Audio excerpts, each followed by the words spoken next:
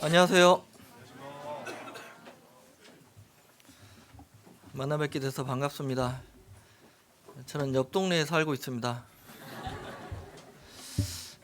우리 동대문교회에서 가장 가까운 교회가 이제 광진교회인데 제가 2017년도에 발령받고 왔는데 이제야 찾아뵙게 됐습니다. 가까운데 오래 걸렸습니다. 꽃피는 봄날아서 더 좋고 또 우리 마음으로는 정말 가까운 친근한 광진교회 성도들과 함께 하나님의 말씀으로 교제할 수 있는 은혜를 베풀어 주셔서 감사가 됩니다. 하나님께 기도드리고 말씀 상고하겠습니다. 기도하겠습니다. 자비하신 우리 구주 하나님 아버지 감사합니다. 오늘 이 시간에 하나님의 은혜로 우리를 이곳에 함께하게 하셨습니다. 우리의 마음과 우리의 삶이 주님 앞에 확연하게 드러나 있습니다. 그러하기에 주께서 우리의 연약함을 아시고 부족한 것 또한 채우고 계신 것을 너무 잘 알고 있습니다. 하나님의 은혜에 더욱 감사드리고 하나님의 은혜를 따라 살기 원하고 주님 앞에 섰을 때 칭찬받고 하나님 앞에 기쁨이 되는 자녀가 되기를 원합니다. 각자 맡겨진 위치에서 충성하고 있습니다. 부족하고 연약하지만 주께서 늘 은혜를 베풀어 주시고 힘을 주셔서 우리에게 맡긴 그 책임에 최선을 다할 수 있고 감당할 수가 있습니다. 언제나 우리를 지켜주심에 감사드리고 우리와 함께하고 계심에 감사드리고 우리를 통해서 주의 뜻하신 바를 이루고 계심에 더욱 감사드립니다. 주 안에서 더욱 기뻐하고 감사하는 하나님의 자녀가 되기를 원하고 바랍니다. 주 예수님 이름으로 기도드립니다. 아멘. 성경 출애굽기 40장 보겠습니다. 출애굽기 40장입니다.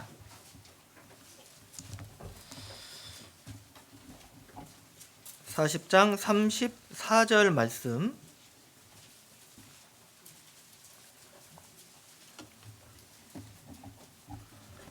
(34절) 제가 읽겠습니다. 그 후에 구름이 회막에 덮이고 여호와의 영광이 성막에 충만하매 모세가 회막에 들어갈 수 없었으니 이는 구름이 회막 위에 덮이고 여호와의 영광이 성막에 충만함이었으며 구름이 성막 위에 떠오를 때에는 이스라엘 자손이 그 모든 행하는 길에 앞으로 발행하였고 구름이 떠오르지 않을 때에는 떠오른 날까지 발행하지 아니하였으며 38절은 함께 읽겠습니다. 낮에는 여호와의 구름이 성막 위에 있고 밤에는 불이 그 구름 가운데 있음을 이스라엘 온 족속이 그 모든 행하는 길에서 친히 보았더라. 오늘 상고할 주제는 여호와의 구름입니다. 구름은 인생을 비춰볼 때 좋은 의미가 아닙니다. 그래서 성경에서 나오는 구름은 좋은 의미입니다. 여기에서 말하는 여호와의 구름, 여기서 보면 38절에는 낮에는 여호와의 구름이 이렇게 말씀하고 있는데 여호와의 구름은 인생은 구름이 끼면 흐린 날이잖아요. 불행한 일이고 또는 재앙을 당하는 근심의 날 이렇게 표현되는데 성경에서 말씀하는 구름은 이제 좋은 의미로 표현될 때가 더 많습니다.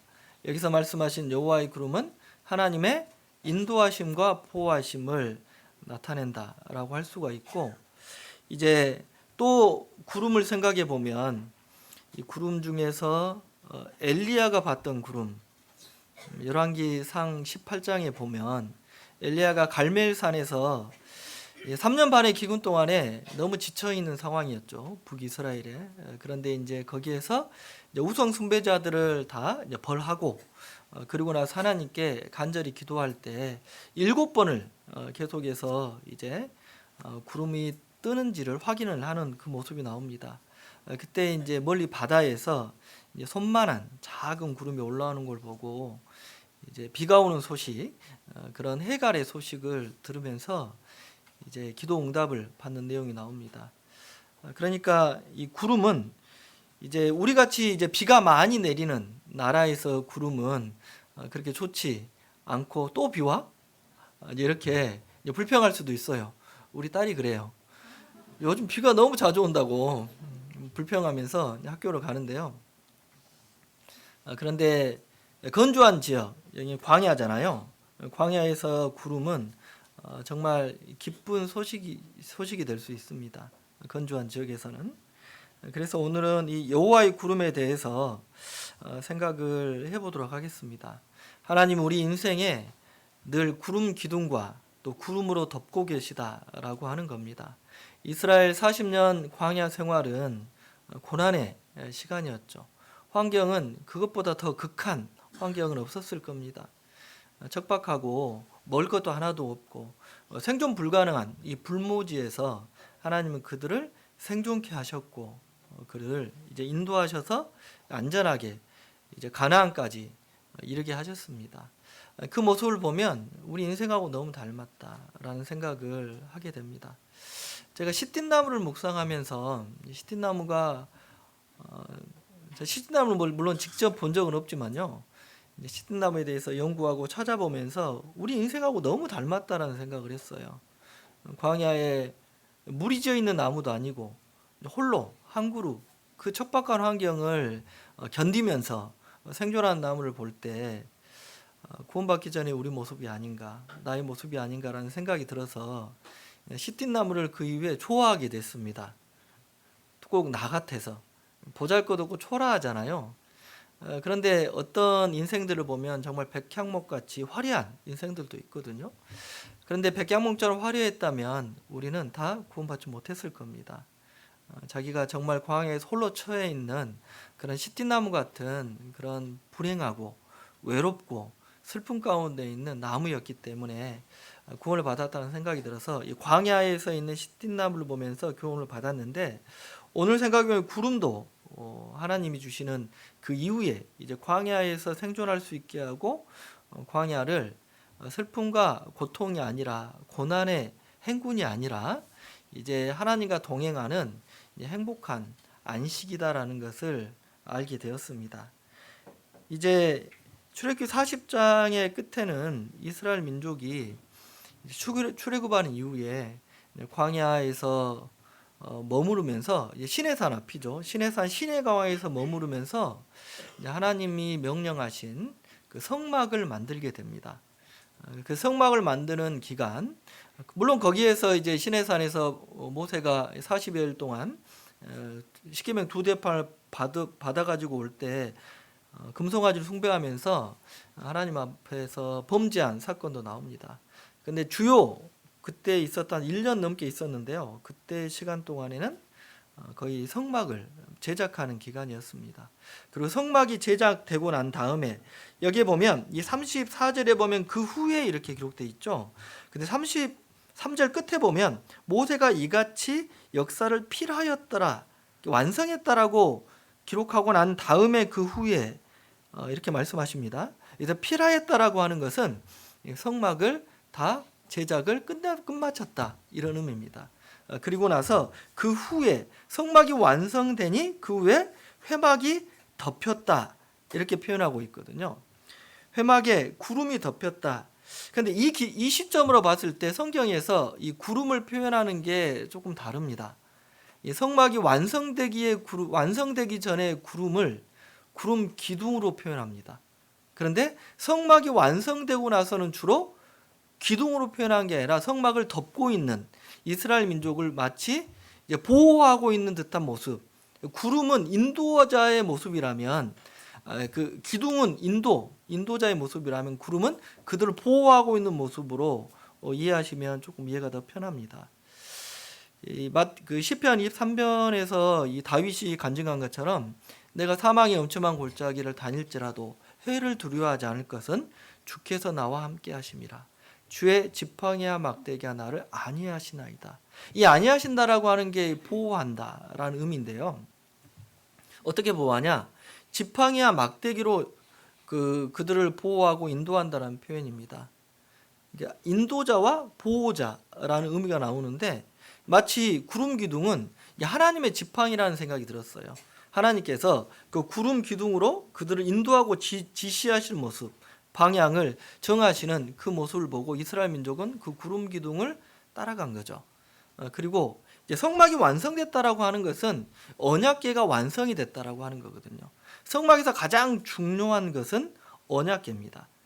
그 언약궤 안에 있는 하나님의 말씀, 그리고 그 이후에 이제 만나를 다는 금 항아리, 그리고 아론의 싼낭 지팡이, 이 세 가지가 거기에 있었다라고 성경에서 말씀하고 있는데, 그런데 이제 그 언약궤를 따라가거든요. 그 이후에는 언약궤가 이동하는 대로 가고, 그리고 구름 위에 덮고 있는 형상이 되는 거죠. 마치 이제 공중에서 보면, 하늘에서 내려다보면 이스라엘 민족은 양떼와 같고 하나님은 그들을 인도하는 목자와 같은, 목자를 따라가는 그러한 양떼의 모습이다라고 할 수가 있습니다. 언약궤는 하나님이 임재하시는 곳이기 때문에 그렇습니다. 언약궤가 앞서고 이스라엘이 따라가고 그 위에는 여호와의 구름이 그들을 보호하고 있는 형상이죠. 밤에는 추우니까 일교차가 심하죠. 사막 지역이나 광야 지역은 일교차가 심합니다. 그래서 이제 낮에는 이제 덥더라도 밤에는 추운 그런 곳이기 때문에 낮에는 구름으로 덮고 이제 밤에는 이제 구름 안에 이제 불 형상 같은 것이 있어서 그들을 이제 따뜻하게 지켜줬다라고 하는 것이 여기에 이제 마지막 이 출애굽기 40장의 마지막의 모습입니다. 이 36절에 보면 구름이 성막 위에 떠오를 때에는 일어나 자손이 그 모든 길에 앞서 발행하였고 구름이 떠오르지 않을 때는 떠오르는 날까지 발행하지 아니하였으며, 여기에 보면 구름이 떠오르잖아요. 마치 쉬고 있다가 사람이 일어나는 모습처럼 구름이 떠오르면 이제 이동을 하는 거고, 구름이 머무르면 그곳에 이제 그들은 성경에서 보면 유진한다라고 표현하고 있거든요. 머무르면서, 무리가 머물렀다라는 뜻입니다. 머무르는데 38절에 낮에는 여호와의 구름이 성막 위에 있고 밤에는 불이 그 구름 가운데 있음을 이스라엘 온 족속이 그 행하는 길에서 친히 보았더라.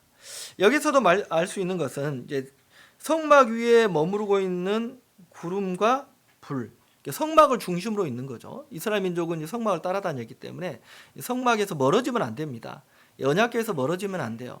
그러니까 그 성막을 중심으로 해서 여호와의 구름이 덮고 그 사이에 밤에는 이제 불이 그 구름 가운데 있는 형상입니다.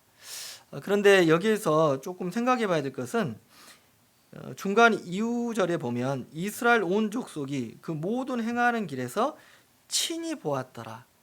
여기 친히 보았더라라는 구절이 있어요.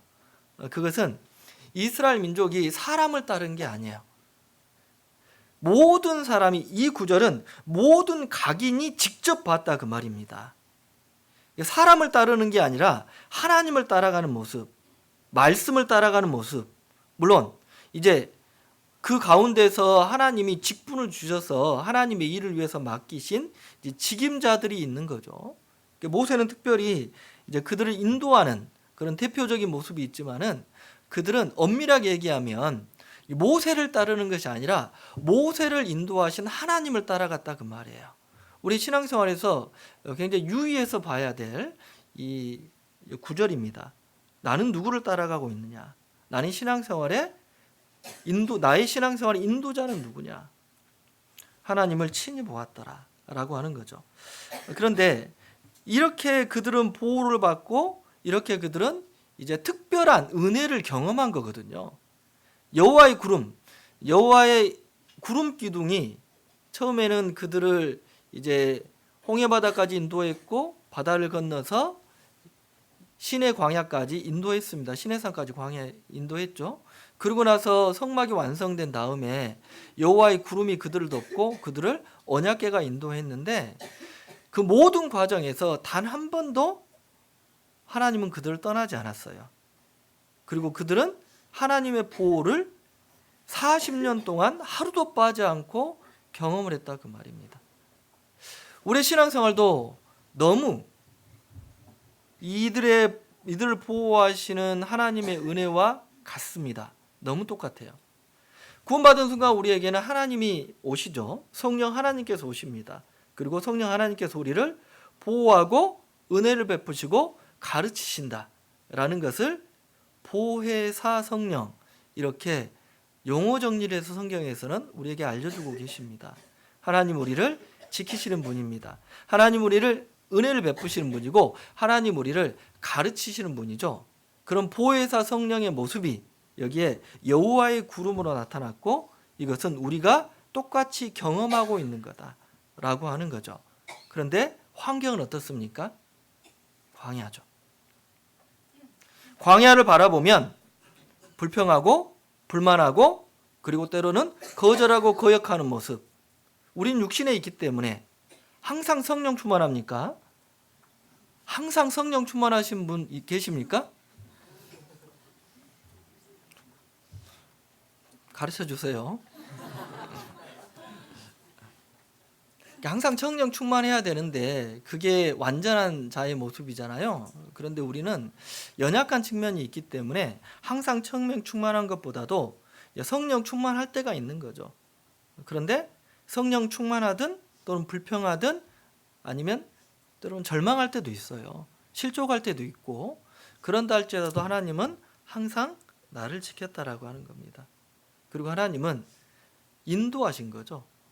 광야에서 길을 잃고 떠도온 게 아니라 가나안으로 가는 그 여정 가운데 반드시 통과해야 될 곳을 지나가게 하신 거예요.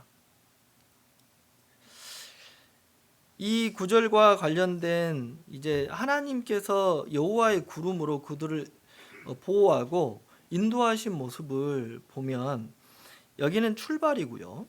이제 그 다음에 레위기 성경은 이제 제사와 관련된 이제 여러 가지 규례와 관련된 것을 말씀하셨다면, 이제 민수기 성경은 이제 출발해서 그들이 광야에서 있었던 일들을 기록한 성경입니다. 민수기 보겠습니다. 민수기 10장입니다.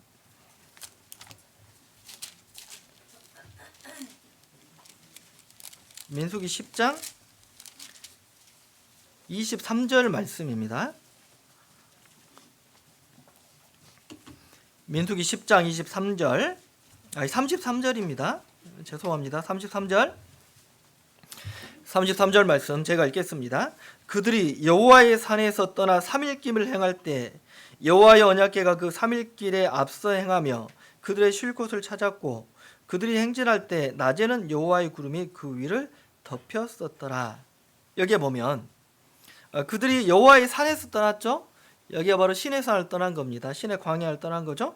3일길을 행할 때 이렇게 표현하고 있는데, 3일길을 행할 때 여호와의 언약궤가 3일길을 앞서 행하며 이렇게 표현되어 있는데, 실제로 이것을 조금 더 쉽게 번역한 성경을 보면 여기는 3일길 동안 여호와 하나님께서 그들을 인도했다라는 뜻입니다.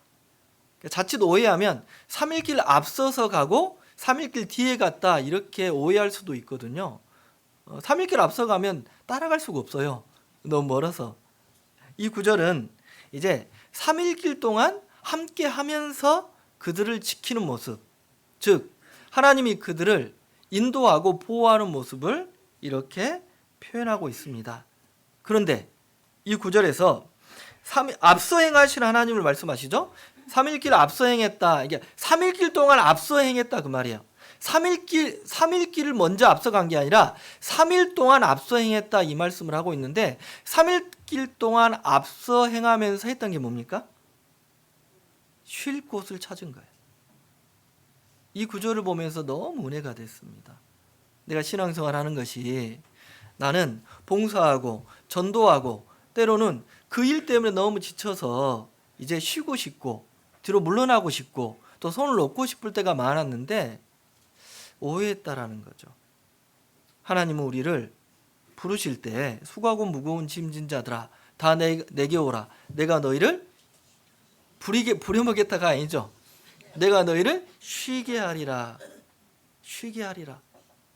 하나님은 이 척박한 광야, 목마른 그 광야에서 그 이스라엘 민족을 쉴 곳으로 인도한 거죠. 쉴 곳으로 인도하는데 왜 나는 쉬지 못했을까? 두 가지가 부족해서 그랬어요. 예수님이 마태복음 11장에서 말씀하신 두 가지가 있습니다. 나는 마음이 온유하고 겸손하니 내게 배우라. 그리하면 너희 마음이 쉼을 얻으리니. 쉼을 얻으려면 온유와 겸손의 태도를 지켜야 되거든요. 그런데 온유하고 겸손이 사라졌기 때문에 쉼이 깨어진 겁니다. 안식이 깨어진 겁니다. 성경에서 말씀하는 온유가 있습니다. 시편 37편에 보면 온유가 잘 나와 있어요. 온유의 핵심은, 온유하다라고 하는 것은 그 사람이, 어떤 사람 참 온유해 보여, 이 사람 정말 부드러워, 이 사람 정말 따뜻해, 그것은 인간적인 성격을 얘기하는 겁니다. 구원받지 않은 사람도 그런 측면이라면 온유한 사람 많아요. 하나님 빼고도 온유를 말하면, 세상에서 말하는 온유는 그런 온유인데 성경에서 말하는 온유는 뭐냐면 하나님께 맡기고 잠잠한 태도입니다. 여호와 앞에서 잠잠히 기다리라. 잠잠해지니까 내가 말하지 않는 거죠. 내가 앞서지 않는 겁니다. 그러하니 그 사람은 하나님께 맡기고 기다리고 있으니까 내가 해결하려고 하는 것이 아니라 하나님의 역사를 기다리고 있는 거죠. 그러니까 온유할 수밖에 없는 거죠. 그러려면 나의 능력이 아닌 하나님의 능력을 의지하는 겸손한 태도, 낮아진 태도. 이스라엘 민족의 40년 광야 생활 동안에 하나님은 반복적으로 그걸 가르친 거예요. 너희는 하나님을 따르는 위치에 서라. 하나님이 앞서 행하신다. 그런데 그들은 계속해서 자기의 불평이 나오고 불만이 나오고 그리고 때로는 거역하고 반역하기까지 했습니다. 이런 모습은 우리 마음 가운데 크고 작은 마음의 분란, 요동, 이러한 것들이 내 마음 가운데 있어요. 신앙생활 하면서 반드시 있습니다. 없다라고 하면 그것은 거짓말일 겁니다. 그럼에도 불구하고 그들이 하나님께 대항하고 대적하고 반역했을 때도 여호와의 구름은 그들을 떠난 게 아니에요. 그날 아침에도 그들은 하나님 주시는 하늘 양식 만나를 먹었어요. 하나님의 은혜가 우리가 생각하는 것보다 너무 크다라는 것을 알아야 됩니다. 내 그릇이 작아서 하나님의 은혜를 다 담지 못하지, 하나님의 은혜가 부족해서 내 그릇이 비는 게 아니에요. 시편 78편 봅시다.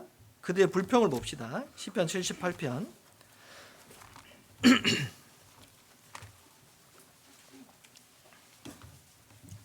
78편 17절입니다.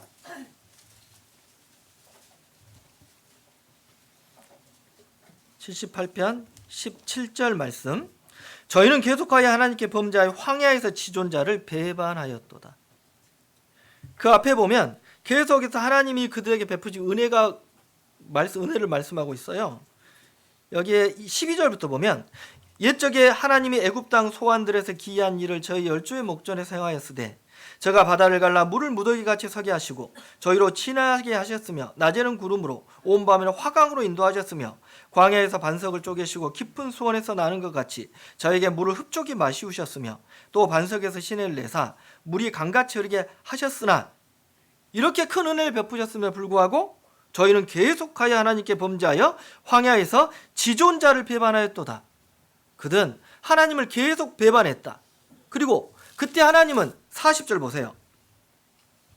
저희가 광야에서 그를 반항하여 사막에서 그를 슬프시게 함이 몇 번인고 저희가 돌이켜 하나님을 제삼 시험하며 이스라엘 거룩한 자를 격동하였도다. 그들을 하나님을 슬프게 하고 하나님의 마음을 격동케 했음에도 불구하고 하나님은 52절 자기 백성을 양같이 인도하여 내시고 광야에서 양떼같이 치도하셨도다. 하나님의 사랑이 보이지 않습니까? 하나님의 은혜가 보이지 않아요? 계속해서 거역하고 배반하고 반역하는 그 이스라엘 민족을 보면서 나의 모습이 보이고 그럼에도 불구하고 양떼처럼 그들을 보호하고 지도하시는 하나님의 은혜를 생각해 보시기 바랍니다. 쉴 곳을 찾았어요. 양떼로 비유됐죠. 소떼로 비유됐다면 소는 일을 시키는 거거든요. 양떼는 일하지 않아요. 우리를 양떼로 비유하는 거 보면 하나님은 광야에서 양떼를 인도할 때 푸른 초장, 쉴 만한 물가로 인도하는 겁니다. 그래서 다윗은 시편 23편에 여호와는 나의 목자시니 그 나를 푸른 초장과 쉴 만한 물가로 인도한다라고 말씀하신 겁니다. 그들이 출애굽한 다음에 이제 불기둥과 구름기둥, 이제 여호와의 구름으로 인도하는 그 출발점에서요. 이제 사흘길을 행했잖아요. 사흘길을 행해서 하나님의 인도하심을 경험했습니다. 그때 그들의 모습이 나와요. 민수기 11장입니다. 민수기 11장 1절 보세요. 1절 11장 1절 말씀입니다. 백성이 여호와의 들으시기 악한 말로 원망했죠. 원망하니까 그들을 진 끝에 불을 살라서 23절 보세요. 2절 보세요. 2절 백성이 모세에게 부르짖음으로 모세가 여호와께 기도하니 불이 꺼졌더라. 그곳 이름을 디베라라 칭하였으니 하나님의 주신 은혜와 하나님이 주시는 사랑은 망각하고 부족한 것만 생각하면 원망합니다. 불평불만하는 사람의 특징이 그거예요. 만족하지 못하는 사람의 특징이 그겁니다. 하나님 주신 9가지가 있는데 한 가지 없으니 그거 불평불만하는 거예요. 우리는 하나님이 주시는 생명으로 살아가고 그걸 새 생명이라고 합니다. 이미 하나님이 취하여 갔어도 우리는 할 말이 없어요. 그런데 하나님이 주시는 은혜로 살아가는 거죠. 더군다나 그 은혜의 시간 동안에 생명의 시간 동안에 영생을 얻었어요. 하나님의 자녀로 우리는 선택받고 하나님의 권속이라고 우리는 칭함을 받고 결국 시민, 천국의 시민권자를 얻었고 천국의 유업을 받을 자다라고 하는 엄청난 은혜를 받았습니다. 근데 그것은 다 잊어먹고 내가 현실 가운데서 부족한 것, 현실 가운데서 내가 얻지 못하는 것으로 불평불만하는 모습, 하나님의 은혜를 망각하고 있는 거죠. 그러니까 원망하는 거예요. 그러니까 불살라 버리는 겁니다. 디베랴. 그 다음에 이제 4절 보세요. 이스라엘 중에 섞여 사는 무리가 탐욕을 품음에 이스라엘 자손도 다시 울며 가로되 누가 우리에게 고기를 주어 먹게 할꼬. 이제 탐욕을 품었죠. 탐욕을 품으면서 세상의 것, 과거를 추억하면서 육신의 만족, 육신의 것을 채운 육신의 기쁨을 위해서 이제 하나님을 원망하고 있는 겁니다. 이 모습을 보면 너무 어린아이 같다라는 생각이 들어요. 이게 반찬 투정하면서 울고 있는 거잖아요. 이 모습이 정말 이들의 믿음이 얼마나 연약하고 얼마나 부족한가라는 것을 볼 때, 그런데 생각해 보면 이 모습이 나에게도 있다라는 것에 우리는 회개해야 됩니다. 교훈을 받아야 됩니다. 그래서 여기에서 이제 하나님께서 그들에게 만나 그리고 메추라기를 주잖아요. 그리고 그들의 탐욕을 품은 그 사람들을 죽이게 되는데 그들을 이렇게 얘기하죠. 33절 고기가 아직 이 사이에 있어 씹히기 전에 여호와께서 백성에 대하여 진노하사 심히 큰 재앙으로 치셨으므로 그곳 이름을 기브롯 핫다와라 칭하였으니 탐욕을 낸 백성을 거기 장사함이었더라. 탐욕의 무덤입니다. 기브롯 핫다와라. 그들의 원망, 불평, 감사함을 모르는 걸 불태워버리고 탐욕을 묻어버린 거예요. 죽여버린 거죠. 그래야 그 다음 여정을 떠날 수가 있는 겁니다. 이것은 이스라엘 민족의 모습을 통해서 광야에서의 그들의 여정을 통해서 우리에게 가르치고 있는 하나님의 은혜입니다. 이것은 단지 그들의 불순종을 보면서 우리는 이들을 정죄하고 이들을 손가락질하는 것이 아니라 이들의 삶을 통해서 우리는 교훈을 받아야 되는 거예요.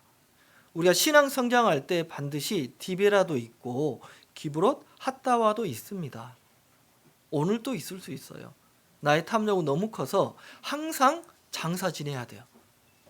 이미 침례 받을 때 옛사람을 장사 지냈는데 아직 덜 죽었어요. 그래서 다시 올라올 때가 많습니다.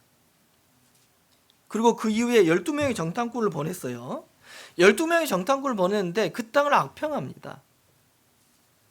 하나님의 자녀가 메뚜기로 바뀌어버립니다. 메뚜기로 바뀌었을 때 하나님에 대한 원망, 불평, 이것을 하나님이 어떻게 말씀하시냐면 민수기 14장입니다. 14장 11절 11절 여호와께서 모세에게 이르시되 이 백성이 어느 때까지 나를 멸시하겠느냐 내가 그들 중에 모든 이적을 행한 것도 생각지 아니하고 어느 때까지 나를 믿지 않겠느냐. 두 가지죠. 멸시와 불신입니다. 왜 멸시와 불신을 할까요? 마음에 안 드니까. 그들이 들어갈 땅이 마음에 안 드니까 멸시와 불신을 하고 그것을 이제 하나님은 제하십니다. 그런데 그 이후에도 또 사람들은 이제 하나님보다는 자기들의 생각과 자기들의 목적을 이루기 위해서 사람들의 마음을 모으죠. 사람들의 어떤 사상이나 어떤 한 가지의 목적 모이는 걸 뭐라고 하죠? 그걸 당이라고 합니다. 당. 요즘 당 많이 나오는데. 당 많이 나오죠. 뉴스 틀 때마다 나오잖아요. 시끄러워 죽겠죠. 열흘만 참으세요. 그것은 사람을 중심으로 모이는 거예요. 사람을 중심. 그러니까 그 여호와의 구름을 각 사람이 친히 보았다라고 분명히 성경의 출애굽기 40장에서는 그렇게 표현하고 있는 것을 우리는 큰 교훈을 삼아야 돼요. 사람을 따르면 당을 짓게 되고 결국은 망하게 되는 거죠. 코라를 중심으로 당을 지었죠. 코라는 모세의 사촌입니다. 그런데 이제 모세보다 자기가 더 뛰어났다고 생각했거나 모세와 나는 똑같은 사람인데 왜 우리가 모세를 따라야 되냐 그렇게 오해하고 있는 겁니다.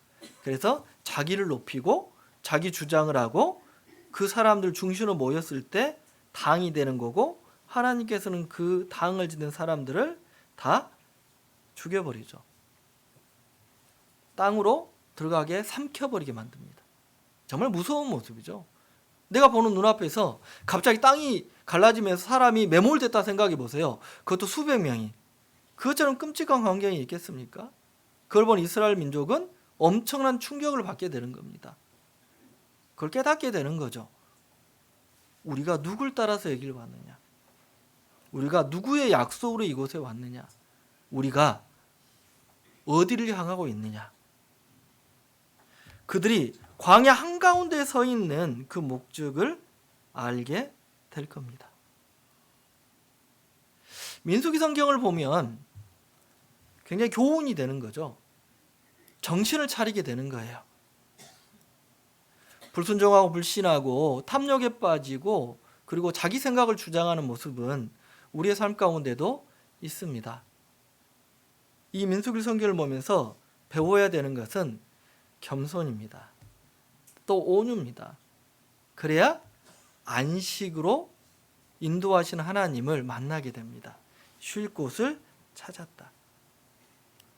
이스라엘 민족을 행복자다라고 신명기 33장이 말씀하시는데 너는 행복자로다 라고 말하면서 너 여호와의 구원을 너같이 얻은 백성이 누구뇨?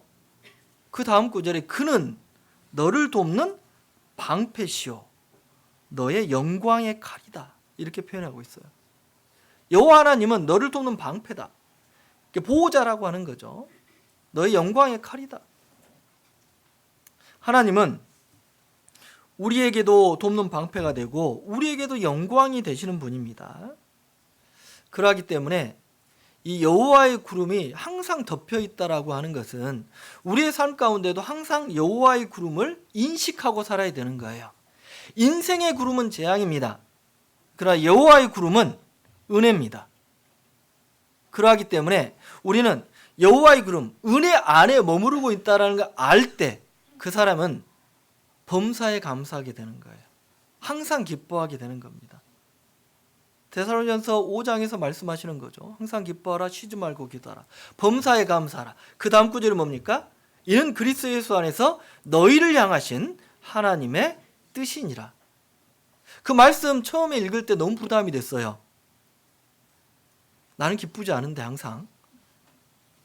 나는 범사에 감사가 잘 모르겠는데 가장 부담됐던 것은 쉬지 말고 기도하라고 하는데 그게 가능해? 너무 부담이 돼서 그 말씀을 적어놓긴 했는데 말씀 읽을 때마다 은혜보다는 부담이 되었습니다. 그런데 그것은 저의 오해였고 저의 짧은 생각이었습니다. 내가 뭔가를 하려고 했기 때문에요. 그리스도 예수 안에서 너희를 향하신 하나님의 뜻이다 그랬잖아요. 그러죠? 하나님의 뜻이 뭘까? 하나님은 나를 왜 구원하셨으며 하나님은 나를 왜 만드셨고 왜 나를 위해서 십자가에 죽었을까? 일 시키려고? 양떼라 그랬죠. 양입니다. 하나님은 우리에게 항상 기뻐할 수 있도록 은혜를 베푸시는 거고 쉬지 않고 기도하는 그 말씀은 하나님 편에서는 쉬지 않고 듣고 있겠다 그 말이에요.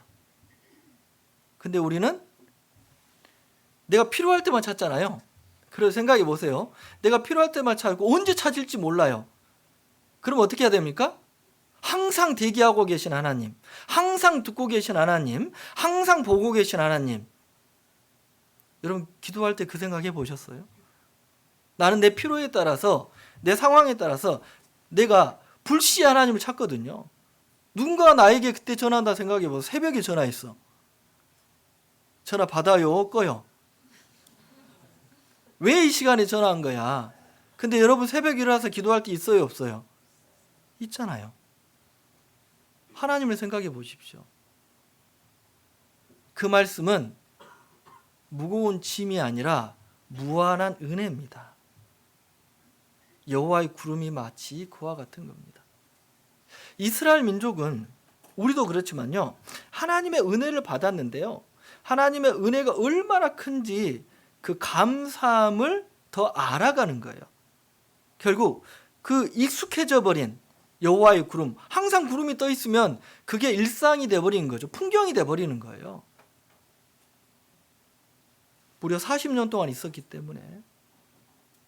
그런데 그 일상이 풍경이 아니고 하나님이 베푸시는 특별한 은혜라는 걸 알 때 그때 그 여호와의 구름 아래가 안식처가 되는 거예요. 여호와의 구름이 있는 그곳은 다 쉴 곳이 되는 겁니다. 광야에서 이스라엘 민족이 뭐 했어요? 이스라엘 민족이 뭐 했습니까? 광야에서? 쉬운 표현으로 놀았어요. 그렇잖아요. 광야 40년 동안 이스라엘 민족 다 백수예요. 그들이 먹고 살기 위해서 농사를 지었어요. 사냥을 했어요. 무역을 했어요. 장사를 했어요. 아무것도 안 했잖아요. 아침마다 밥 줘. 만나. 그렇잖아요. 우리 자매님들 수양이 좋아하는 이유가 남이 해준 밥 가니까 마음 편하잖아요. 그게 안식이라고요. 여호와의 그늘. 40년 동안 수양해요. 근데 봉사자는 하나님. 우리의 신앙생활이 그렇습니다. 여러분 마음 가운데 지금 안식이 깨어져 있거나 내 마음에 평강이 깨어져 있으면 여호와의 구름을 쳐다봐야 돼요. 여호와의 구름 기둥은 이 구름은 이제 출애굽한 순간부터 계속 인도하잖아요. 광야에서 이제 홍해바다 앞에 섰을 때 구름 기둥이 이제 물 위에 뒤로 움직입니다. 그것은 이제 바로의 군대를 막기 위해서 움직이는 거예요. 그러고 나서 이제 다시 바닷물이 갈라지면서 그들을 인도하게 되는데, 출애굽한 그 광야 홍해 바다를 건너고 난 다음의 상황을 보면 이 40년 광야 생활과 하나님의 목적이 여기에 딱 나와요. 찾아보겠습니다. 출애굽기 15장입니다. 15장 22절 말씀.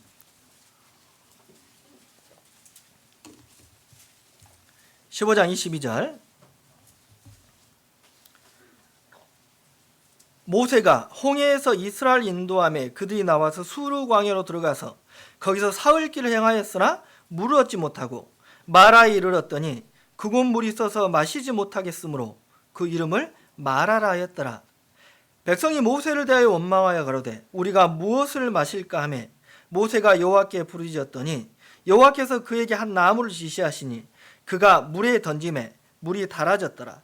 거기서 여호와께서 그들을 위하여 법도와 율례를 정하시고 그들을 시험하실세 가라사대 너희가 너희 하나님 나 여호와의 말을 청종하고 나의 보기에 의를 행하며 내 계명에 귀를 기울이며 내 모든 규례를 지키면 내가 애굽 사람에게 내린 모든 질병이 하나도 너에게 내리지 아니하니 나는 너희를 치료하는 여호와임이니라.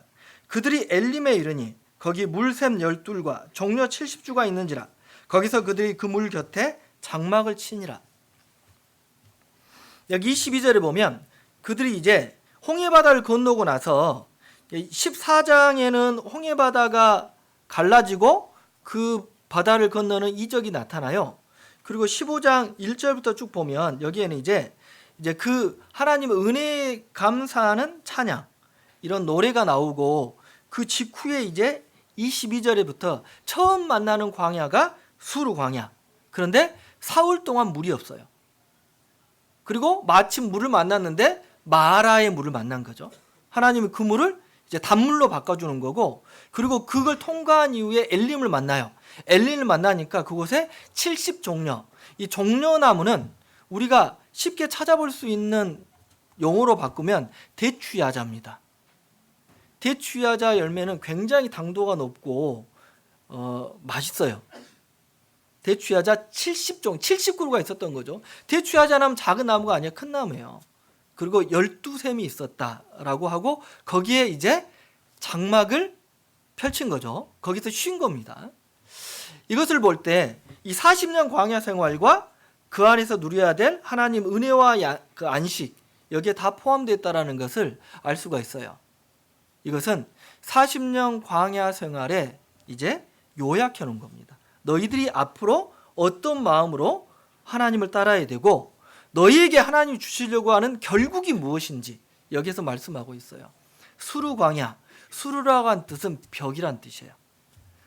광야로 왔는데 천지가 다 완전히 고립되어 있는 벽과 같은, 생존이 불가능한 그 광야를 만난 겁니다. 엄청난 이적, 이제 홍해바다가 갈라졌으면 그 다음 나타나는 게 목초지가 푸른 초장이 나올 줄 알았는데 가니까 사면초가 완전히 고립된 광야를 만난 거예요. 그런데 그 광야에서 이들은 뭘 따라왔어요?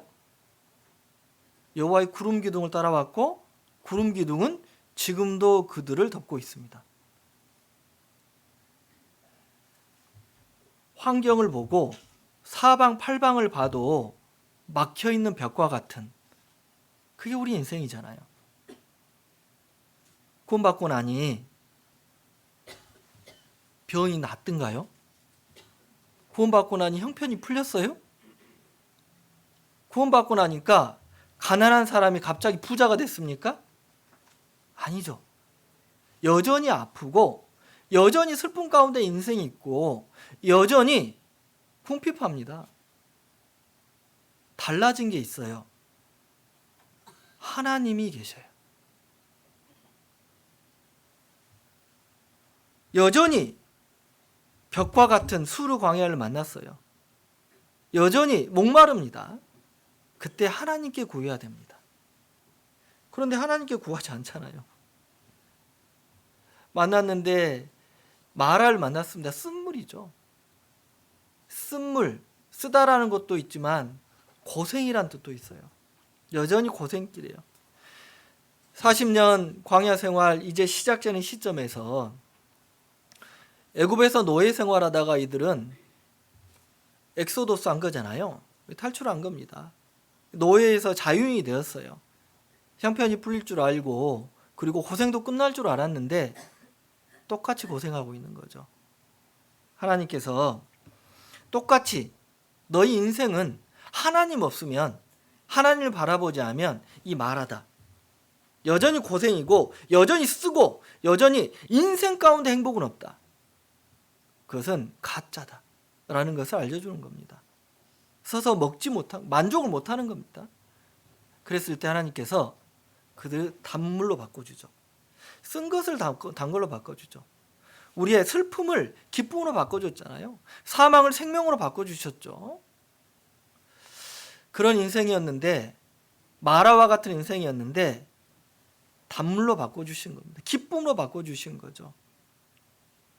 결국 치료하는 여호와 라파, 나의 병을 치료해 주시고 생명으로 주시고 또 지금도 고쳐가시는, 바로 세워가시는 하나님, 이걸 보여주고 있는 겁니다. 그리고 그 다음 만난 것이 엘림이에요. 엘림에 들어가니 또 쓸 줄 알았거든요. 그럴 수 있잖아요. 그 전에 썼으니까 또 쓸 줄 알았죠. 안 써.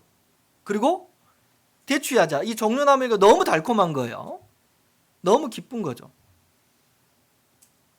마라를 경험하지 못했다면 엘림에 갔을 때 엘림의 신선한 물과 달콤한 열매는 그들이 당연히 받아야 될 권리로 생각했을 겁니다. 하나님이 나에게 빚진 자로 됐을 거예요. 내가 하나님께 빚진 게 아니라 하나님이 나에게 빚진 자. 나는 애굽에서 잘 살 수 있었고 애굽에서 그럭저럭 살만했는데 나를 이렇게, 우리를 이렇게 출애굽시키고 광야까지 인도했으면 우리를 먹여 살려라. 이렇게 바뀌었을 수도 있다 그 말이에요. 마라를 경험했을 때 엘림의 그 물은 더 달콤하고 시원하게 느껴졌을 거예요. 그리고 종려나무 열매는 너무 기뻤을 겁니다. 수르 광야와 마라 그리고 엘림, 이 과정은 이제 이스라엘 민족이 40년 동안 겪어야 될 과정이고 성장해야 될 모습이고 하나님에 대한 마음에서 변화되어야 될 성품입니다.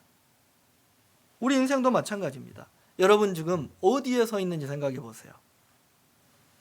여전히 수르 광야에 다, 광야는 다 수르 광야, 다 막혀 있어요.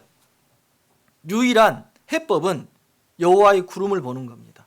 구름기도 따라가고 하나님께 구하는 거고 하나님 주시는, 인도하시는 안식처로 가서 그곳에서 쉬는 겁니다. 오직 여호와 하나님만 따라가는 것, 그게 이 땅에 있을 때 우리가 신앙생활해야 될 방향이에요.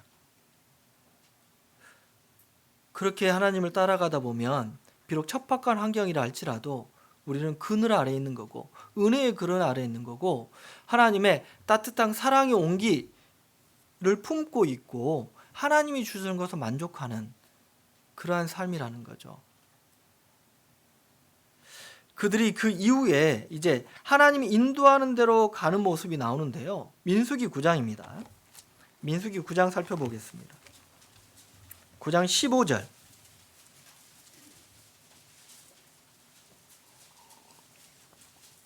(9장 15절) 말씀, 15절부터 23절까지 제가 읽겠습니다. 성막을 세운 날에 구름이 성막곧 증거막을 덮었고 저녁이 되면 성막 위에 불 모양 같은 것이 나타나서 아침까지 이르렀으되 항상 그러하여 낮에는 구름이 그것을 덮었고 밤이면 불 모양이 떴는데 구름이 성막에서 떠오르는 때에는 이스라엘 자손이 곧 진행하였고 구름이 머무르는 곳에 이스라엘 자손이 진쳤으며 이스라엘 자손이 여호와의 명을 조차 진행하였고 여호와의 명을 조차 진을 쳤으며 구름이 성막 위에 머무르는 동안에는 그들이 유진하였고 구름이 장막 위에 머무르는 날이 오를 때에는 이스라엘 자손이 여호와의 명을 지켜 진행치 아니하였으며 혹시 구름이 장막 위에 머무린 날이 적을 때에도 그들이 다만 여호와의 명령을 조차 유진하고 여호와의 명을 조차 진행하였으며 혹시 구름이 저녁부터 아침까지 있다가 아침에 그 구름이 떠오를 때에는 그들이 진행하였고 구름이 밤낮 있다가 떠오르면 곧 진행하였으며 이틀이든지 한 달이든지 1년이든지 구름이 성막 위에 머물러 있을 동안에는 이스라엘 자손이 유진하고 진행치 아니하다가 떠오르면 진행하였으니 곧 그들이 여호와의 명을 조차 진을 치며 여호와의 명을 조차 진행하고 또 모세로 전하신 여호와의 명을 따라 여호와의 직임을 지켰더라. 여기에 15절부터 23절까지 긴 구절을 제가 읽은 이유를 알겠죠. 여기에 반복적으로 등장하는 단어가 뭐예요? 여호와의 명을 따라서, 하나님의 명을 따라서, 하나님의 인도함을 따라서 그들이 진행했고 유진했다. 주님 말씀하시면 가는 거고, 주님 말씀하시면 멈춰서는 거고, 하나님의 명령을 따른다라고 하는 것은 늘 하나님 뒤에 서는 겁니다. 이게 바로 우리가 지켜야 될 첫 번째 겸손이에요. 내 생각이 아니라 하나님의 생각대로, 나의 계획이 아니라 하나님의 계획대로 모든 순간순간마다 항상 그러하여, 16절에 보면 항상 그러하여, 항상 순종의 태도는 일시적으로 하는 게 아니에요. 항상 같은 태도를 취해야 되는 겁니다.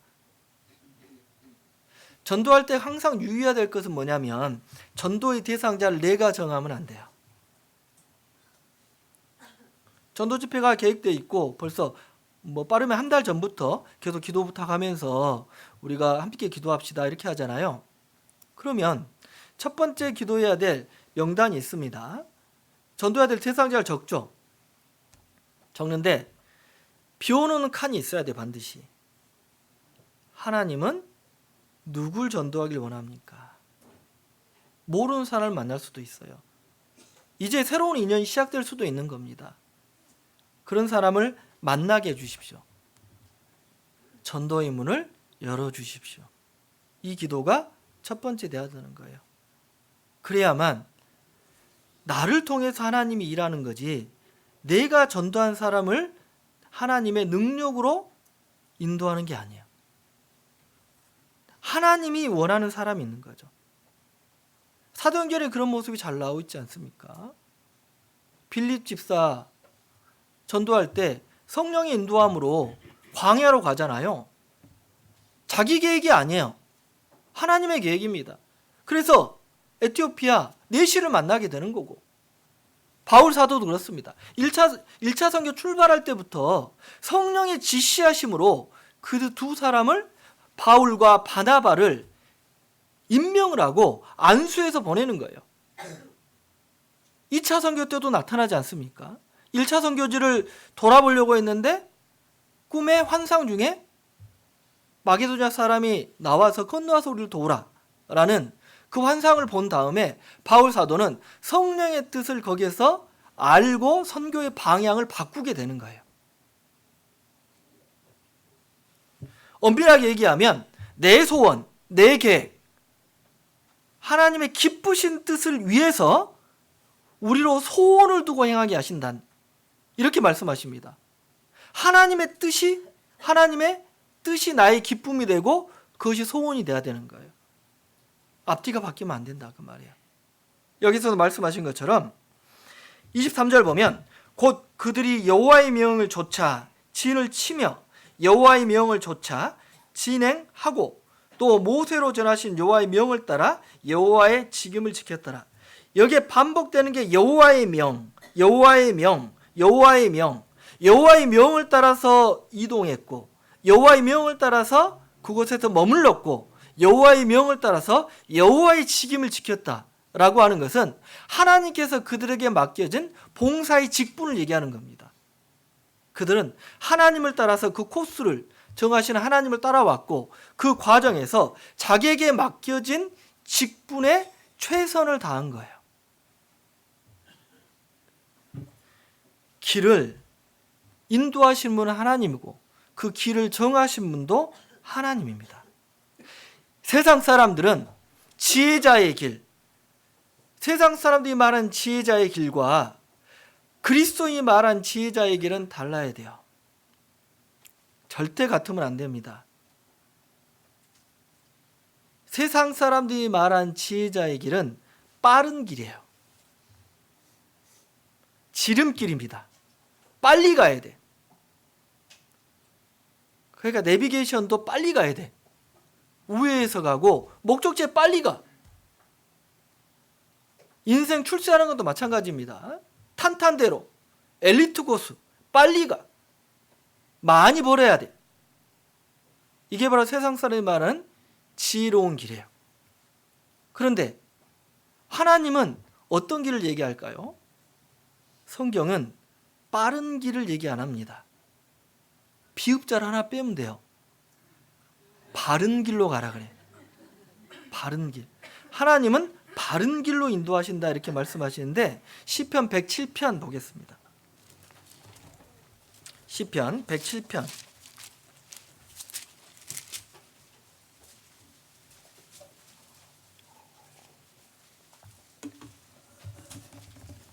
107편 4절 보세요.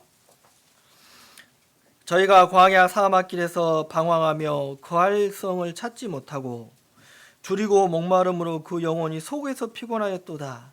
이에 저희가 그 근심 중에 여호와께 부르짖음에 그 고통에서 건지시고 또 바른 길로 인도하사 거할 성에 이르게 하셨도다.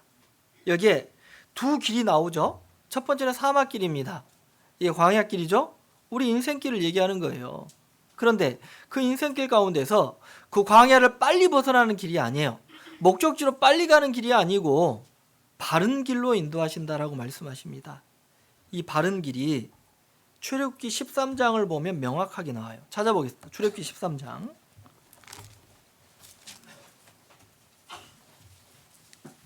13장 17절 말씀입니다. 13장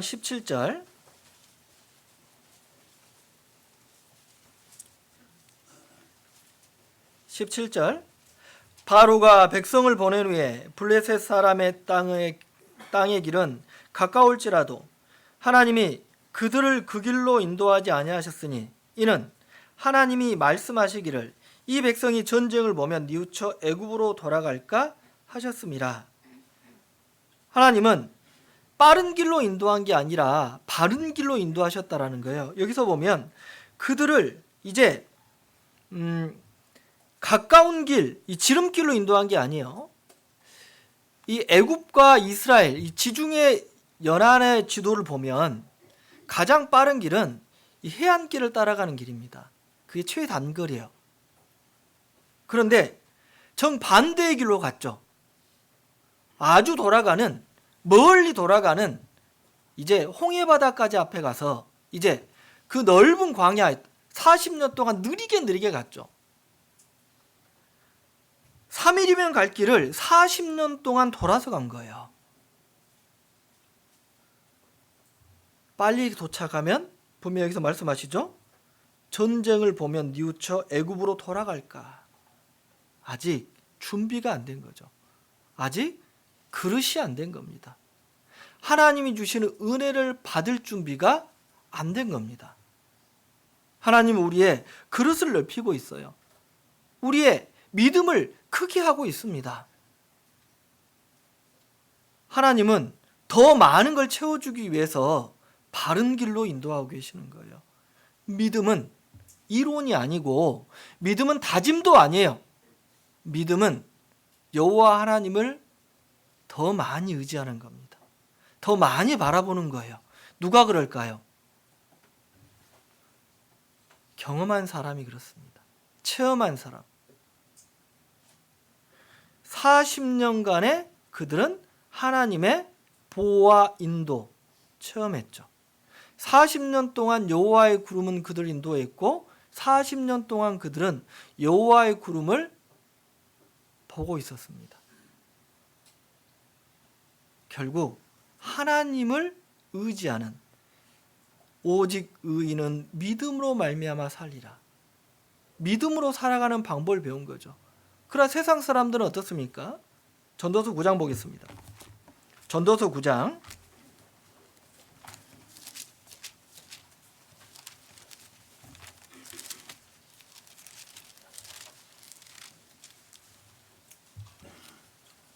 9장 11절 말씀 보세요. 9장 11절 11절 내가 돌이켜 해 아래서 보니 빠른 경주자라고 선착하는 것이 아니며 유력자라고 전쟁에 승리한 것이 아니며 지혜자라고 식물 얻는 것이 아니며 명철자라고 재물 얻는 것이 아니며 기능자라고 은총을 입은 것이 아니니 같이 읽겠습니다. 이는 시기와 우연이 이 모든 자에게 임함이니라. 여기에 빠른 경주자, 하여튼 빨리 일 처리한 사람도 있고 이게 생각이 빠른 사람들이 있어요. 그리고 두 번째는 뭐냐면 유력자, 힘 있는 사람들이죠. 능력 있는 사람들이 있습니다. 또 하나 지혜자. 여기 지혜자는 이제 많이 배운 사람, 인생 경험이 많은 사람. 그리고 명철자. 명철자는 통찰력 있는 사람, 꿰뚫어 볼 수 있는 그런 능력을 가진 사람들. 그리고 또 하나는 뭐냐면 기능자라고 하는 것은 능력이 많은 걸 얘기하는데 이것은 학식이 많은 사람을 일컫는 거예요. 결국 빠른 경주자나 유력자나 지혜자, 명철자, 기능자는 누구의 능력이에요? 사람의 능력이에요. 인생의 능력입니다. 이런 사람이라고 해서 은총을 입거나 빨리 선착하는 게 아니다. 여기서 말하는 것은 시기와 우연이 이 모든 자에게 임한다. 물론 이제 그 다음 12절에 보면 이 모든 사람에게 갑자기 임하는 인생의 종말, 죽음을 얘기하는 겁니다. 그런데 여기에서 시기와 우연을 가만히 생각해 보면 이 시기와 우연은 뭐냐면 전도서는 이제 인생의 헛됨을 알려주는 성경인가 동시에 하나님의 은혜와 하나님이 인생에 주시는 기회를 말하는 성경입니다. 구원받을 수 있는 은혜와 그 시간의 때죠. 여기서 말하는 시기는 시간을 얘기하는 겁니다. 우리가 인생을 살아가는 시간. 그리고 우연은 뭐냐면 우연이 됐다라고 얘기하잖아요. 성경에는 이제 우연이 이제 두 종류의 우연이 나와요. 축복받는 우연과 재앙을 당하는 우연. 축복받은 우연은 룻입니다. 룻. 나오미의 며느리였던 룻. 근데 룻이 보아스의 밭에 우연히 들어가잖아요. 룻이나 이제 나오미에게는 우연히 들어가는 것처럼 보이지만 그것은 하나님이 주시는 은혜죠. 하나님이 예비하시고 하나님 주신 기회입니다. 그 기회를 누가 선택한 거예요? 누가 잡은 겁니까? 룻이 잡은 거죠. 룻이. 오르바는 같은 기회를 잡을 수 있었지만 오르바는 선택을 안 한 거예요.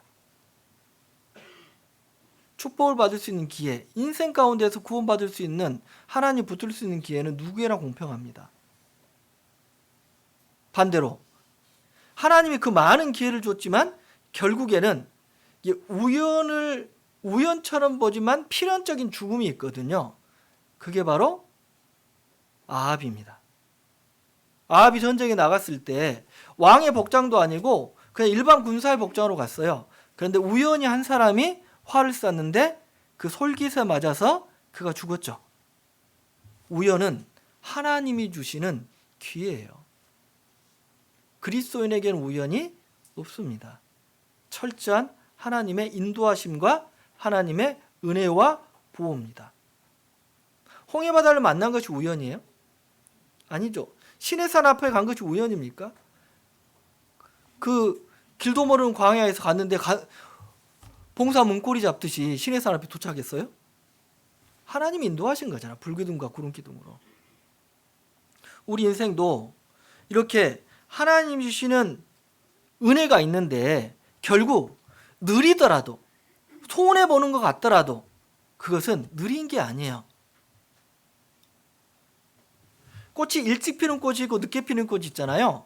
그런데 이제 막 매화가 폈는데 다른 꽃들이 이제 조바심이 났어. 매화는 벌써 폈는데 우리는 왜 아직 안 피어? 그래서 역할이 다른 거잖아요. 그러죠? 우리 인생도 마찬가지입니다. 천천히 가는 게 아니고 순종해서 가는 거예요. 뒤처져서 낙오한 게 아니고 하나님이 그 길로 인도하시는 겁니다. 때로는 세상 사람들이 우리를 어리석다고, 때로는 바보 같다고, 우리는 그런 얘기를 들을 때가 많아요. 그러나 그 길은 망하는 길이 아니고 순종의 길이고 결국은 하나님 주시는 안식을 누리면서 행복을 지키는 길입니다. 우리는 빠른 길이 아니고 바른 길로 가야 돼요. 그것이 구름의 인도함이고 하나님의 인도함입니다.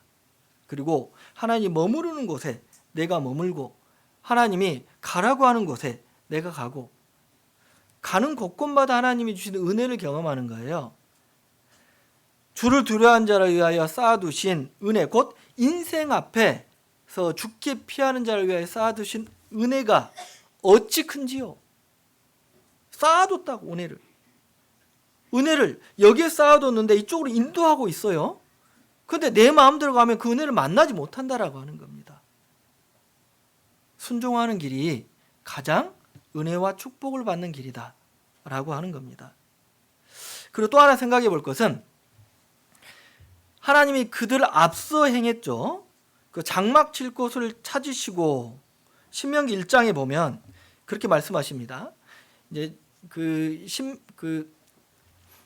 민수기 성경 또 출애굽기 성경, 이 신명기 성경은 이제 다 광야에서 있었던 일이기 때문에 이제 구름 기둥과 여호와의 구름이 인도하는 것을 이제 말씀하고 있는데요. 이제 표현하는 게 좀 다릅니다.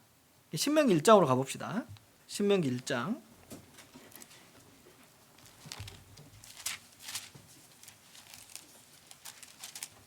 신명기 1장 33절 보세요.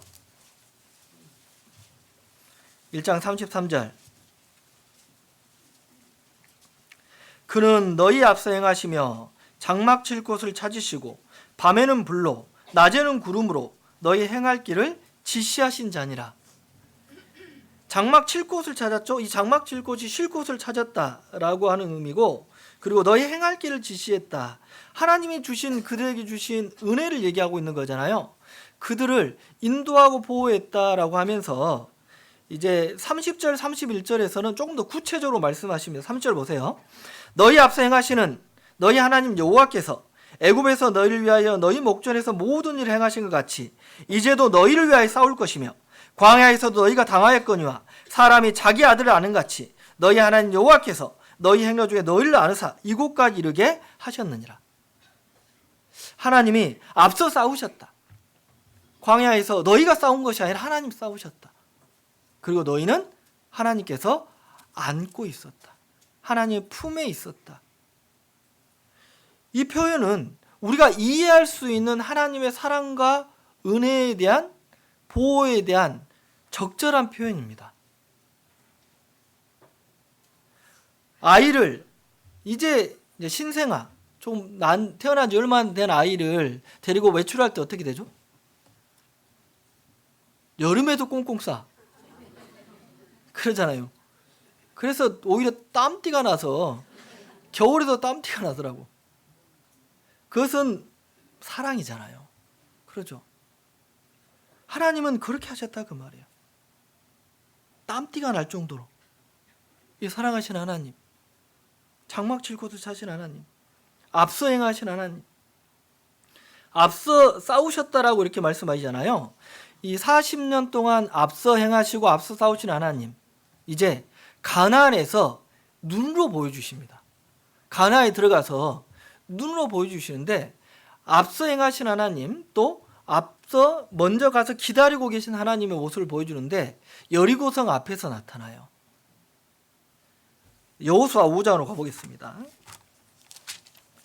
여호수아 5장 13절.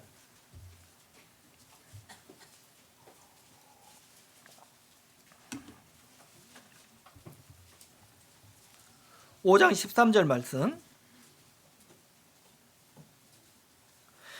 여호수아가 여리고에 가까워 왔을 때 눈을 들어 본즉 한 사람이 칼을 빼어 손에 들고 마주섰는지라. 여호수아가 나아가서 그에게 묻되 너는 우리를 위하느냐 우리의 대적을 위하느냐? 그가 가로되 아니라 나는 여호와의 군대 장관으로 이제 왔느니라. 여호수아가 땅에 엎드려 절하고 가로되 나의 주여 종에게 무슨 말씀하리 하시나이까? 여호와의 군대 장관이 여호수아에게 이르되 내 발에서 신을 벗으라. 내가 선 곳은 거룩하니라. 여호수아가 그대로 행하니라. 여기는 적지로 들어간 거예요. 요단강을 건너고 난 다음에 여리고성 가까이 왔을 때 일어났던 일입니다. 여리고성 가까이 왔을 때 한 사람을 만나죠. 이 사람이 누구예요? 여호와의 군대 장관. 이 표현을 잘 봐야 됩니다. 여호와의 군대 장관 미카엘이죠. 메신저 역할하는 가브리엘. 예수의 태어나는 것을 알려줬고 수태고치를 했던 이 메신저 역할 가브리엘이 아니고 누가 와 있어요? 군대 장관이 와 있는 거예요. 군대 장관. 군대 장관이라고 하면 장관이면 혼자 와요? 군대를 이끌고 와 있는 거죠. 무엇을 위해서? 이제 정복을 위해서. 내가 너와 함께 하겠다. 너는 극히 담대히 하라. 그게 여호수아 1장에 나온 하나님의 약속이고 하나님께서 전쟁 준비를 하고 있고 미리 가 있고 기다리고 있었던 거예요. 이스라엘 민족이 요단강을 건너서 여리고성 앞에 올 때까지 진을 치고 기다리고 있었다. 앞서 행하신 하나님, 앞서 싸우신 하나님. 전쟁은 여호와께 속한 것이.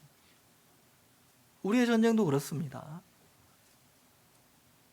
저는 그런 생각을 자주 하는데 이제 수양관에 갈 기회가 많잖아요. 이제 4월에 또 이제 충계 수양회가 계획되어 있고 이제 하계 수양회, 추계 수양회 때마다 항상 그 생각을 먼저 합니다. 우리가 가기 전에 하나님께서 먼저 가 계신다. 그 대전쟁, 그 마귀와의 싸움을 위해서 하나님께서 그곳에 먼저 가 계신다. 외로운 것이 아니라 하나님께서 이미 시작한 전쟁을 우리는 동참할 수 있는 기회를 줬다라는 거예요. 그래서 하나님이 부르고 있잖아요. 일어나서 함께 가자고. 함께 가자라는 표현이 성경에 이제 구약에도 나오고요, 신약에도 나와요. 근데 구약에 나오는 것은 여러분 너무 잘 알죠. 찬양이 있어서 아가서에 나오잖아요. 아가서 찾아볼까요? 아가서 2장입니다. 2장 10절 말씀.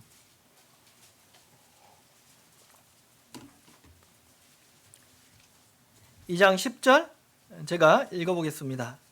나의 사랑하는 자가 내게 마야에 이르기를 나의 사랑 나의 어여쁜 자야 일어나서 함께 가자. 13절 무화과 나무에는 푸른 열매가 익었고 포도나무는 꽃이 피어 향기를 토하는구나. 나의 사랑 나의 어여쁜 자야 일어나서 함께 가자. 여기서 말하는 일어나서 함께 가자는 것은 대상을 분명하게 했죠. 나의 사랑 나의 어여쁜 자야. 사랑의 동행. 여러분 하나님과 사랑의 동행하고 계셔요? 사랑하는 사람과 항상 있으면 어디 가든 기뻐. 신혼여행 가니까 기뻤잖아요. 그렇죠? 그 위에 왼수된 거 아니죠? 사랑하는 사람과 어디 가든 어떤 음식을 먹든 음식이 중요한 게 아니에요. 어떤 풍경을 보든 풍경이 중요한 게 아니고 어떤 집에 살든 집이 중요한 게 아니에요. 그 사람과 함께 있는 것이 중요한 겁니다. 감사한 거죠. 비록 광야 40년이 거주하기 불가능한 곳이었고 그들은 애굽을 추억하면서 애굽을 그리워하는 사람들이 있었지만 그곳은 최고의 사랑의 보금자리였습니다. 안식처였어요. 일어나서 함께 가자라고 했을 때 따라가야 되는 거죠. 여호와의 구름이 떠올라서 출발하는데 안 가. 그럼 어떻게 될까요? 하나님 주시는 그 은혜의 그늘을 벗어나면 그 다음 기다리는 것은 불순종의 대가. 은혜를 거절한 거잖아요. 우리 인생도 마찬가지입니다. 하나님 우리에게 쌓아두신 은혜가 있다라고 주려고 하는데 하나님을 가까이 해야 돼요. 하나님을 가까이 함이 내게 복이라. 여호와를 기뻐하는 것이 너희의 힘이니라. 이렇게 말씀하십니다. 신앙생활하다 보면 기운이 빠질 때가 있고 낭망이 될 때가 있어요. 때로는 마음이 슬픈 마음이 될 때가 있습니다. 우울증까지는 아니더라도 그 원인을 잘 생각해 봐야 돼요. 일어나서 함께 가자라고 하는 하나님의 사랑의 부름에 나는 응답하고 있을까? 내가 신앙생활하고 주님과 함께 동행하는 그 이유가 뭘까? 이 사랑의 부르심에 응답한 사람이 일어나서 함께 가는 거예요. 그리고 그 다음 이제 신약에 나온 함께 가자라는 표현은 또 다른 의미입니다. 찾아보겠습니다. 마태복음 26장입니다. 마태복음 26장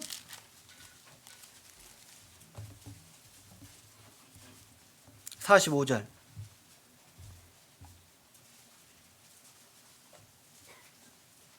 (26장 45절) 이에 제자들에게 오사 이르시되 이제는 자고 쉬라. 보라 때가 왔으니 인자가 죄인의 손에 팔리우느니라.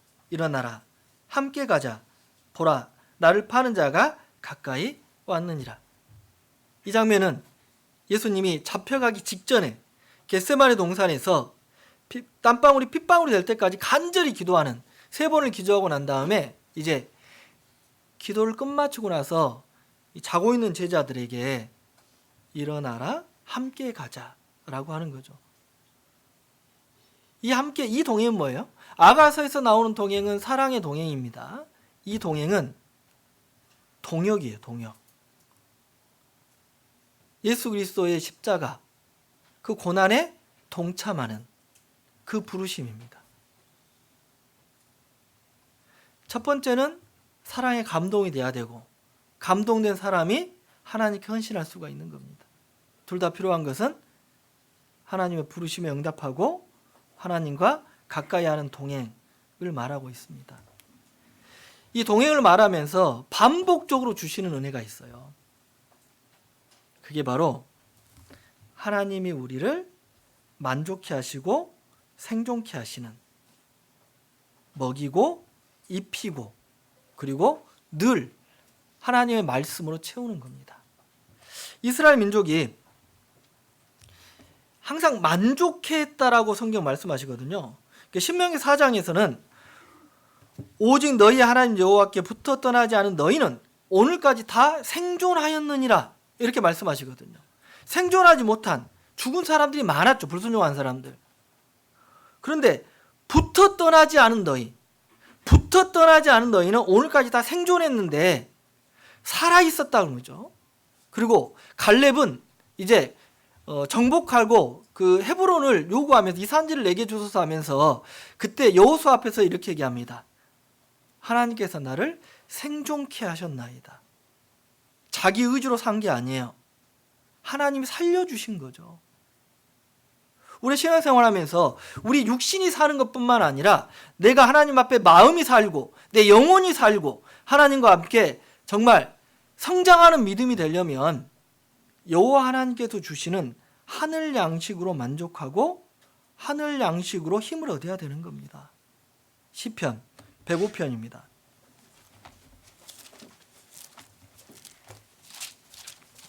시편 105편 말씀.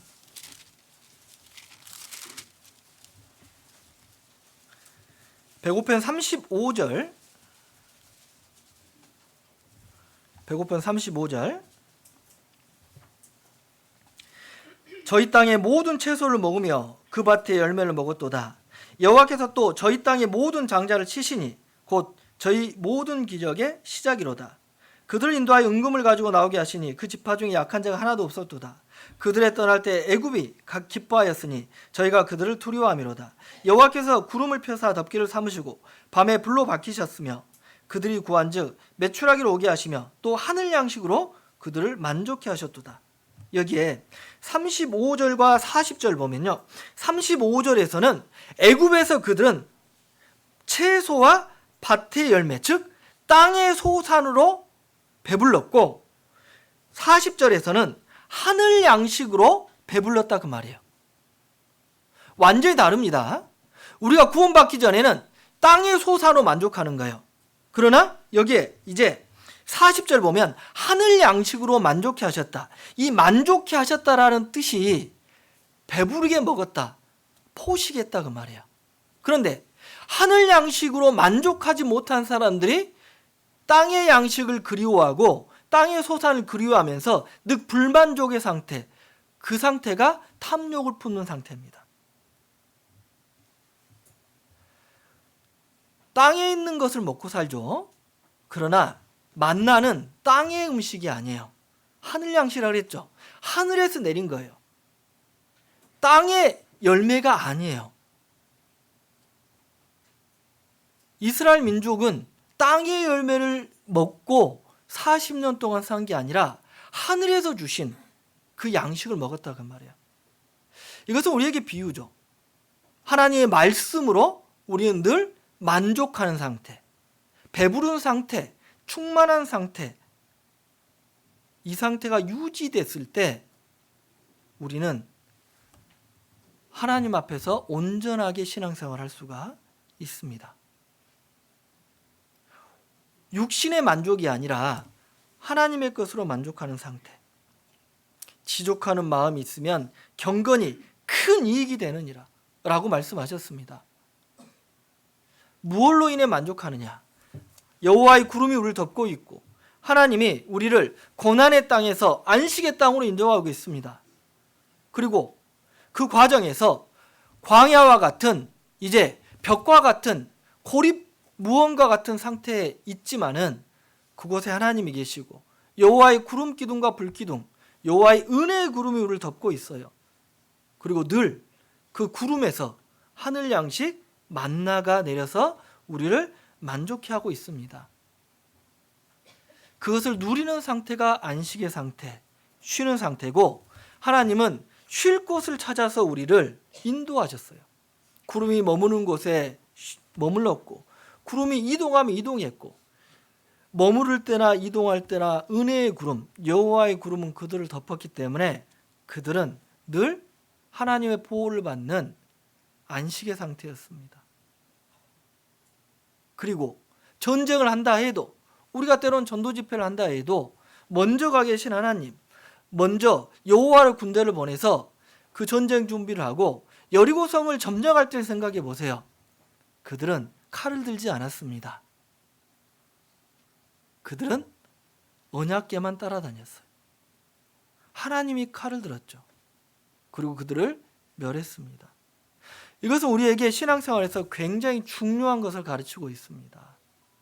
이스라엘 민족이 출애굽에서 첫 번째 만났던 수루, 정말 벽과 같은 그런 광야라 할지라도 쓴물을 단물로 바꿔주는, 슬픔을 기쁨으로 바꿔주는 하나님의 은혜를 알고 여전히 나를 치료하고 고치시는 하나님의 은혜, 결국 우리에게 예비된 것은 엘림의 풍요입니다.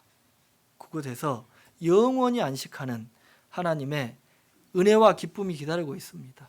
우리는 그걸 소망으로 살아가고 있습니다. 지치지 마세요. 하나님 우리에게 쉬라고 말씀하셨습니다. 내 마음이 쉬지 못하고 지쳐 있다면 하나님의 은혜의 구름을 보고 하나님의 은혜로 내 삶을 채우시기 바랍니다. 기도하고 마치겠습니다. 하나님 아버지 감사합니다. 주의 은혜로 오늘 말씀을 통해서 우리에게 교훈해 주셨습니다. 하나님의 은혜를 늘 인지하고 하나님 말을 따라가고 하나님으로 기뻐하고 만족하는 하나님의 사람들 되기를 원합니다. 우리 교회를 통해서 주의 이름이 높아지고 하나님의 뜻하신 바가 다 이루어지며 하나님 영광 받으시기 원합니다. 주 예수님 이름으로 기도드립니다. 아멘.